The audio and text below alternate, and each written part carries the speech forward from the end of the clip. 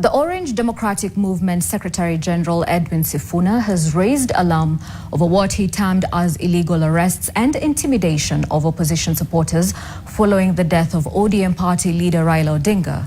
Speaking in Meru on Sunday morning, the ODM Secretary General called on the government to immediately stop what he described as harassment of opposition members and respect constitutional rights. Sifuna alleged that security agencies have been deployed to former CS Raphael Tuju's premises in what he described as harassment and misuse of state power.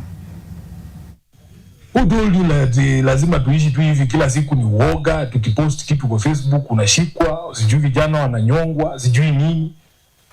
Wazee pia wanashikwa. Mzee mmoja ambaye ni board member wa Nairobi Hospital jana, familia yake naijua, wananipigia simu usiku, baba yao amechukuliwa mpelekwa police station kwa sababu ile mzozo iko pale Nairobi Hospital, a private dispute. Polisi wameingililia kwa nini? Kujaribu ku-intimidate watu kwa sababu kuna wakora wanataka kuchukua hiyo hospitali inaitwa Nairobi Hospital. The same thing na wanafanya na mali ya Mheshimiwa Raphael Tuju.